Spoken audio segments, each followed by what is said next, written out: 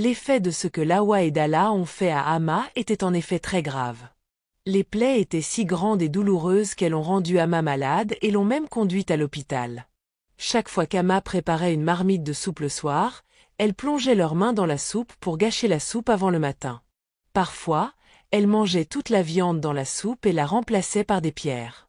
Il était une fois dans un village paisible au cœur de l'Afrique vivaient deux sœurs nommées Lawa et Dalla. Lawa était l'aînée, âgée de 16 ans, et Dalla avait 13 ans. Elles vivaient avec leur père, Adari. Leur mère était décédée suite à une brève maladie lorsque Lawa avait 7 ans et Dalla 4 ans. Depuis lors, leur père s'était occupé d'elle seule. Adari était resté célibataire pendant de nombreuses années après le décès de sa femme, car il l'aimait tellement qu'il lui était difficile d'aimer une autre femme. De plus, il craignait que s'il se remariait, sa nouvelle épouse ne traite pas bien ses filles. Il avait donc rejeté tous les conseils de sa famille et de ses amis concernant le remariage. Mais désormais, Adari se sentait vraiment très seul. Cela faisait longtemps, et il aspirait à la compagnie et à l'affection d'une femme. De plus, il avait récemment rencontré Amma, et les sentiments qu'il éprouvait pour elle grandissaient chaque jour davantage. Amma était une jeune femme de 28 ans qui avait récemment déménagé dans le village d'Adari avec sa mère veuve. En réalité, la mère d'Amma était originaire du village et y était revenue après avoir vécu de nombreuses années dans le village de son mari décédé, jusqu'à ce que les terres agricoles que son défunt mari avait laissées pour elle et Amma soient détruites par des envahisseurs étrangers, les obligeant à fuir avec sa fille vers son village natal. Après avoir emménagé dans le village, la mère d'Amma commença à vendre du poisson et des légumes dans un petit étal qu'elle avait obtenu au marché. 2 étals plus loin se trouvait celui d'Adari, qui vendait des ustensiles de cuisine en bois. C'est au marché qu'Adari rencontra Amma, et ils devinrent amis. Amma était appréciée de beaucoup de gens, pas seulement d'Adari, car elle était amicale et parlait gentiment à tout le monde. Au fil des mois qui devinrent des années, Adari s'attacha à Amma et passait tout son temps libre lorsqu'il n'avait pas de clients dans sa boutique à discuter avec elle pendant la journée. Un jour, après avoir réfléchi à sa décision pendant des jours et des nuits, Adari demanda à Amma de l'épouser. Amma accepta de devenir sa femme, car elle l'aimait et l'admirait aussi. Après tout, Adari était un homme bon, et tout le village le savait. Adari était très heureux qu'Amma ait accepté de l'épouser. Ce soir-là, lorsqu'il rentra du marché, il appela ses filles pour leur annoncer qu'il allait se marier. Vous savez, depuis que nous avons perdu votre mère il y a de nombreuses années, nous n'avons été que tous les 3.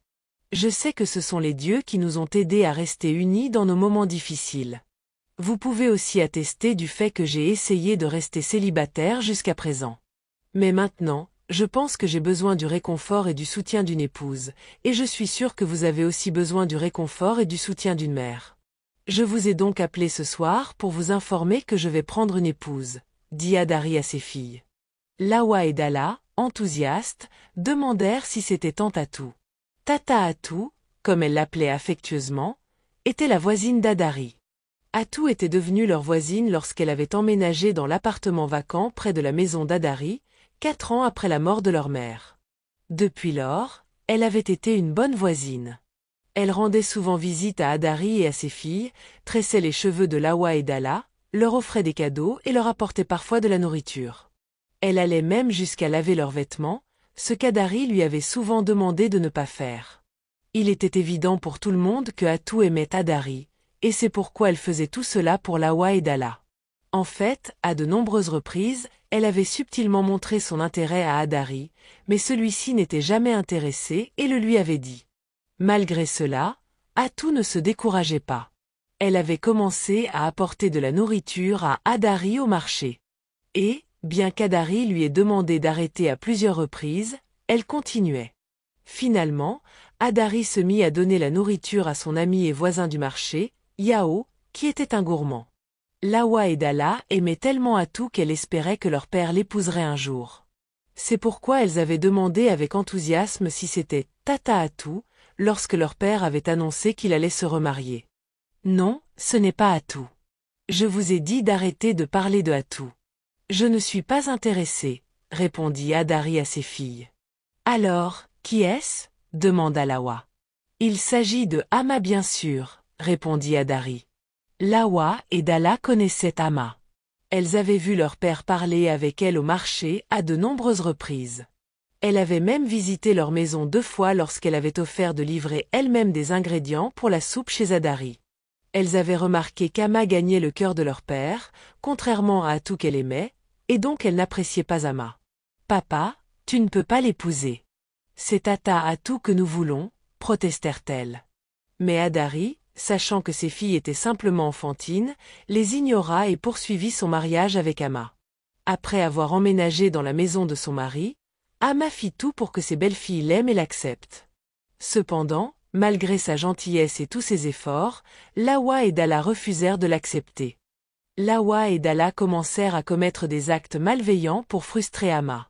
Chaque fois qu'elle préparait une marmite de soupe le soir, elles plongeaient leurs mains dans la soupe pour gâcher la soupe avant le matin, ou bien elles mangeaient toute la viande et la remplaçaient par des pierres. De plus, chaque fois qu'Ama lavait des vêtements et les étendait pour sécher, Lawa et Dalla versaient de l'eau sale ou même de l'huile de palme sur les vêtements. Souvent, Atou, leur voisine, les voyait depuis sa fenêtre et riait, se disant que c'était bien fait pour Ama qui était venue profiter de ce qu'elle avait convoité pendant des années. Les actes malveillants de Lawa et Dalla envers leur belle-mère se poursuivirent pendant longtemps, et Ama endurait tout sans jamais en parler à Adari. Elle préparait toujours une nouvelle marmite de soupe et la gardait en sécurité, enfermée dans leur chambre pendant la journée, pour pouvoir la servir à son mari à son retour. Cependant, elle sortait la marmite le soir pour éviter que son mari ne se méfie et n'ait des problèmes avec ses filles, ce qu'elle voulait éviter à tout prix. Cependant, une nuit, Adari surprit ses filles en train d'ajouter du sable dans la marmite de soupe qu'Ama avait préparée plus tôt. Furieux, il les punit en les obligeant à manger toute la soupe qu'elle avait gâchée. Lawa et Dalla, suppliant leur père de les pardonner, finirent par avouer leurs méfaits, promettant de ne plus jamais ruiner les soupes et les vêtements de leur belle-mère. Ainsi, Adari découvrit que ses filles avaient commis des actes malveillants pour frustrer Ama. Il était également en colère contre Ama pour avoir couvert leurs actions et les punit davantage en leur administrant quelques coups de fouet.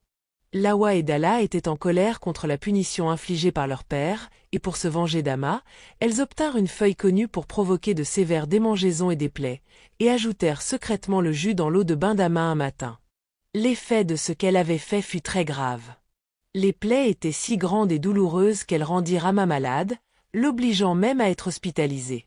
Ce soir-là, alors qu'Ama était alitée, Lawa et Dalla ajoutèrent un autre jus de feuille qui fit tomber leur père dans un profond sommeil, permettant à Atou de se faufiler dans sa chambre et de s'allonger sur son lit.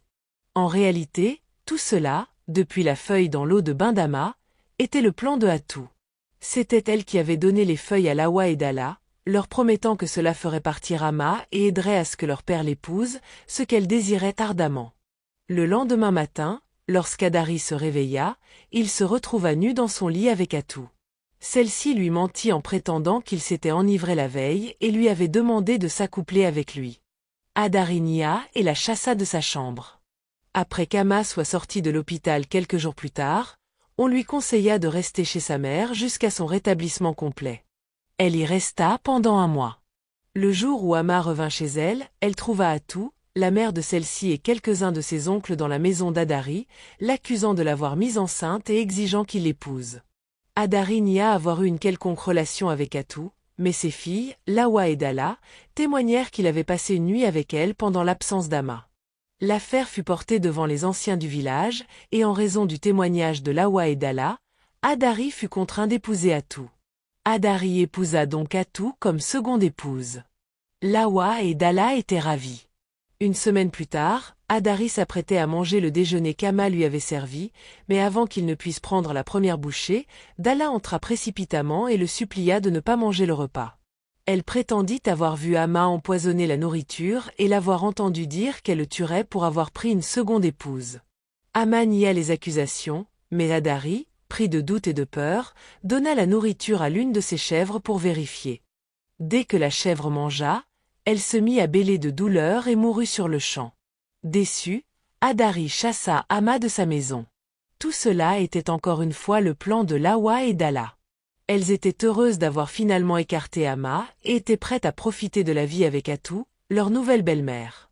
Cependant, elles eurent une terrible surprise en réalisant trop tard qu'elle avait commis une grave erreur lorsque l'attitude de Atou envers elles changea. Atou commença à les traiter comme des servantes et ne leur donnait à peine de quoi manger. Vous pensez que je vais vous laisser vous installer confortablement pour que vous me manquiez de respect à l'avenir, comme vous l'avez fait avec Ama? Vous vous trompez. Je vais vous mater pour que l'idée même de me désobéir ne vous traverse jamais l'esprit, leur dit Atou. C'est alors que Lawa et Dalla réalisèrent qu'elle avait eu tort de penser que Atou était une bonne personne simplement parce qu'elle les avait couvertes de cadeaux. Elles comprirent qu'elle n'avait voulu qu'épouser leur père et les avait utilisés comme des pions. Elles regrettèrent tout ce qu'elle avait fait à Ama et d'être responsables de son départ. Elles décidèrent de tout avouer à leur père, mais il était trop tard, car elles se rendirent compte que Atou avait ensorcelé leur père. Il agissait comme quelqu'un qui ne pouvait plus penser clairement. Il les repoussa et déclara aimer Atou plus que tout. Lawa et Dalla savaient que leur père n'avait jamais aimé Atou et à quel point il était réticent et triste après avoir été forcé de l'épouser. Elles comprirent alors qu'il était sous l'emprise d'un sortilège. Un jour, ne pouvant plus supporter les mauvais traitements de Atou et souhaitant sauver leur père et réparer leurs torts, Lawa et Dalla allèrent voir les anciens du village et confessèrent tout. Un guérisseur fut appelé pour neutraliser le charme que Atou avait jeté sur Adari. Il fut également révélé que la grossesse de Atou n'était pas de Adari, mais d'un de ses amants secrets, car Adari n'avait jamais été intime avec elle cette nuit-là. Atou fut exposée publiquement dans le village, subissant la honte pendant une semaine. À la fin, elle ne put rester dans le village et le quitta, accablée par la honte. Lawa et Dalla allèrent voir Ama pour implorer son pardon et la supplièrent d'accepter à nouveau leur père. Elles réalisèrent qu'il était mal de leur part d'avoir détesté et rejeté leur belle-mère sans la connaître. Elles comprirent qu'elle aurait dû accepter la main de paix et d'amitié qu'elle leur avait tendue et ne pas laisser leur haine obscurcir leur jugement. Elles jurèrent d'être de bonnes filles pour Ama. Ama leur pardonna et revint à la maison, et ils vécurent tous heureux ensemble. La leçon à tirer de cette histoire est que nous ne devrions jamais haïr ou détester quelqu'un sans apprendre à le connaître d'abord. Et même après l'avoir connu et penser qu'il est mauvais, il n'est jamais de notre ressort de le juger ou de le maltraiter. Si vous avez aimé cette vidéo et si vous appréciez les histoires qui combinent des leçons morales avec un récit captivant, mettez un pouce en l'air et n'oubliez pas de vous abonner pour plus de contenu comme celui-ci. J'aimerais connaître vos pensées, alors laissez un commentaire ci-dessous. Votre engagement à travers les likes, les partages, les commentaires et les abonnements est profondément apprécié. Nous sommes curieux de savoir d'où vous nous regardez. Veuillez activer les notifications pour être informé lorsque je publie une nouvelle histoire. Donnez-moi le nom de votre village aussi, que je pourrais peut-être utiliser dans mes prochaines vidéos. Jusque-là, soyez bénis et à la prochaine.